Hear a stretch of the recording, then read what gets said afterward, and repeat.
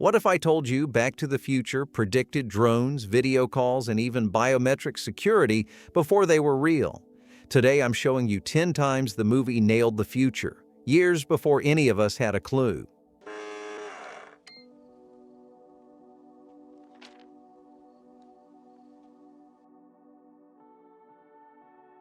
Back to the Future Part 2 had a way of making even the weirdest future tech look casual.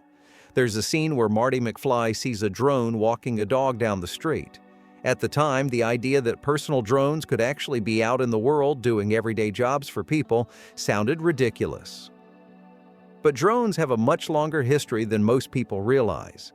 The first ones date all the way back to World War I, tested in 1917 with actual flights in 1918. Through the Vietnam War, drones got used for dropping propaganda leaflets and running military operations. Still, the idea of a regular person owning one seemed like pure movie fantasy for decades. Fast forward to 2006 and things start to change for real. That year, the Federal Aviation Administration gave out the first permits for commercial drones in the U.S. By 2016, drones had blown up as a mainstream consumer gadget.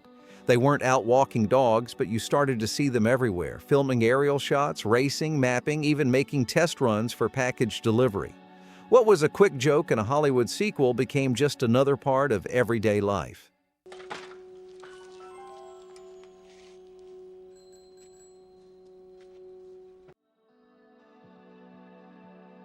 In the 1980s, when Back to the Future hit theaters, computers were already a big part of life.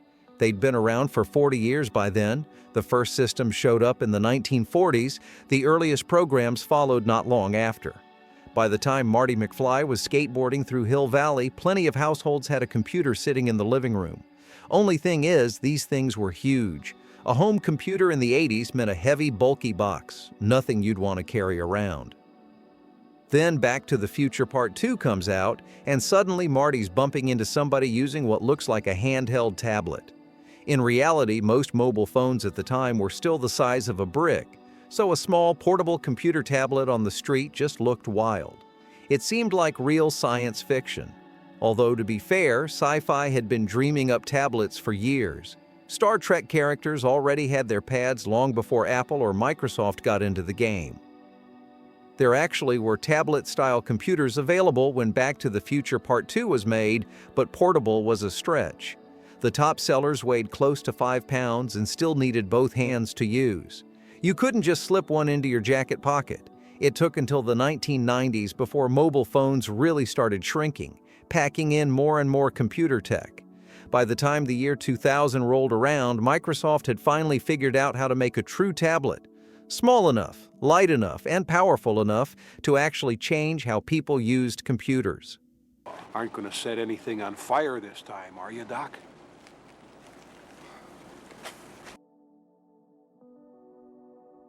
Back in 1989, when Back to the Future Part 2 hit theaters, the idea of mobile payment devices looked straight up sci-fi. There's a scene where Biff pays for something without cash or even a credit card swipe. It seemed wild at the time. Nobody was paying like that in real life. Back then, if you wanted to pay for anything, you needed physical money or at best a credit card, and even then, it had to be run through a machine with a carbon slip. Contactless payment wasn't even a concept. But once again, the movie got it right. The first actual contactless payment system didn't show up until 1995 when a Korean bus transport system rolled it out. The US didn't catch up until almost a decade later in 2004. At that point, it was still rare and mostly experimental. It took until 2008 for the big credit card companies to finally jump on board with contactless credit cards. 3 years later, in 2011, things took another leap. Google rolled out Google Wallet and Android Pay, making it possible to pay with your phone, not just a card. By 2015, contactless payments weren't just a novelty anymore. Major businesses had switched over, and suddenly, what looked impossible in Back to the Future was just normal life. Yet again, the franchise's vision of the future actually showed up right on time. What's your ID number? I know that the bank computer messed up again, Daryl. And computers don't make errors, people do. Back to the Future Part 2 had this great bit where Marty McFly's dad is on a business call, sitting in front of a giant TV, talking to coworkers wherever they are in the world. At the time, that looked like pure science fiction. Now it's totally normal, except instead of giant wall screens, we're doing it with laptops, tablets, and even phones. Video conferencing tech actually goes back way further than most people realize. The earliest version showed up in the late 1800s, but all anyone could send was a still image. The idea of real-time moving video between people? That took another half-century. In the 1960s, the tech existed. Corporations could set up a video call, but it was expensive and definitely not something you'd see in a regular house. It wasn't until after movies like Back to the Future that video calls started getting personal. The early 1990s brought the first desktop video conferencing platforms. By 1994, the first commercial webcam hit the market. Suddenly, this thing from sci-fi movies was something you could actually do at home. By the end of the 90s, video conferencing was everywhere: offices, classrooms, even people's living rooms. The stuff that used to look like a wild movie prop just became part of daily life. Close your eyes and see me no more. Back to the Future didn't just predict hoverboards and self-lacing shoes, it nailed something way more low-key and just as futuristic: biometric identification. You see it in the movie when Marty's wife, Jennifer, puts her thumb on a thumb pad to prove who she is. The movie's future world uses biometrics for everything: getting into homes, paying for stuff, even tracking identity. It's not just a background detail either. Biometric ID becomes part of the actual plot. People in the movie literally cut off other people's thumbs just to steal access to their things. When Robert Zemeckis shot that, this kind of tech was still years out, nowhere close to real. It took another decade before real-life commercial fingerprint and facial scanners showed up, starting in the 1990s. By the 2000s, this was standard. Phones started unlocking with a touch. Biometric scanners replaced basic locks on safes, offices, even some payment systems.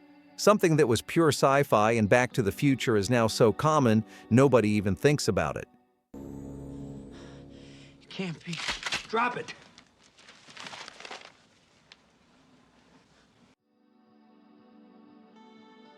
Back to the Future didn't just guess at smart tech, it actually pushed companies to try and make it real, especially with the shoes.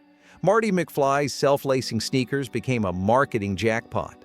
Nike saw the opportunity and jumped on it, turning the movie prop into something fans could actually buy, using the franchise as the whole point of the campaign. But while the shoes turned into a real product, a lot of the other smart clothing in the film hasn't made the leap. The jacket Marty wore is the best example. Gets soaked and then dries itself automatically with some future tech.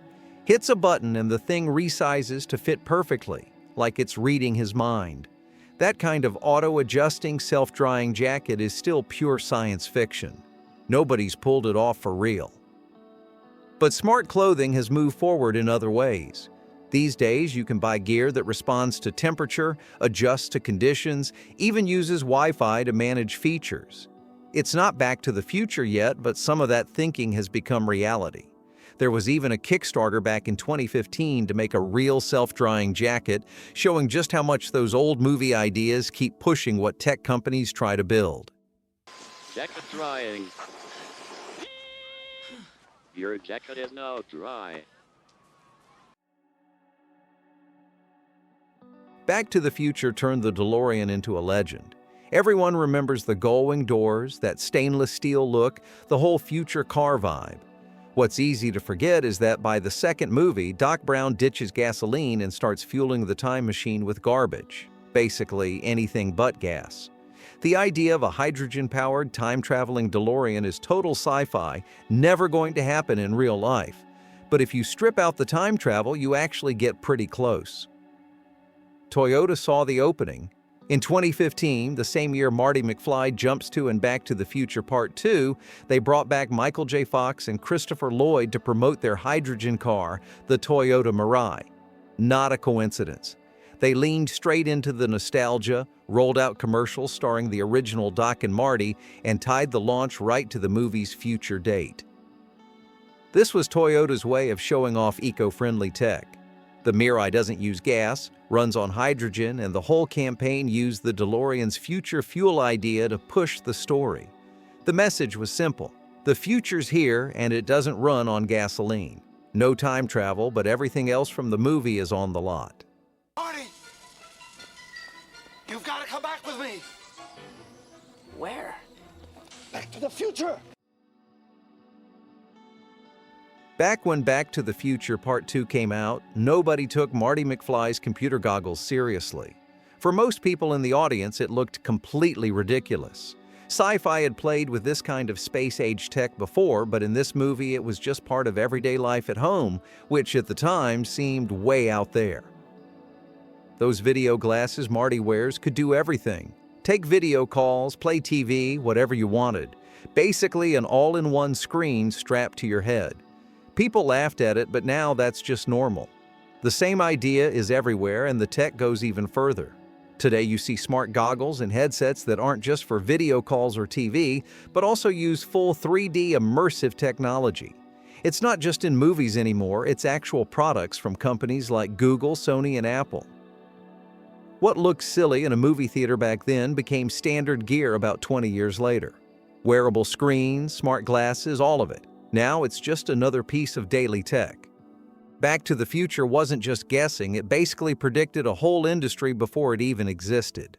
Know that new sound you're looking for? Well, listen to this! Smartwatches didn't show up on people's wrists until the 2010s, but Back to the Future was already way ahead of the curve. Doc Brown had a watch that could do something even today's tech can barely pull off. He could predict the weather right down to the second.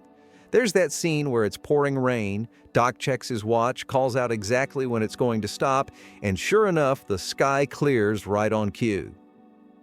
In reality, the first attempts at smartwatches didn't even happen until 1994, and honestly, those early models barely did anything compared to what we have now.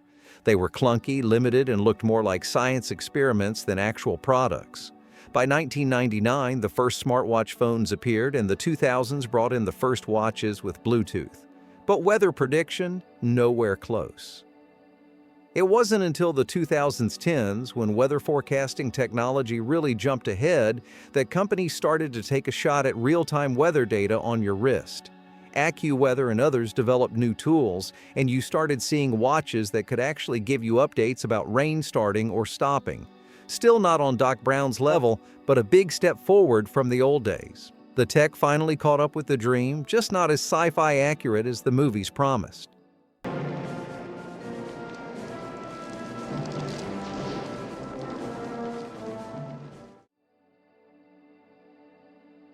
Back to the Future didn't actually show hands-free video game tech in action, but it absolutely put the idea out there.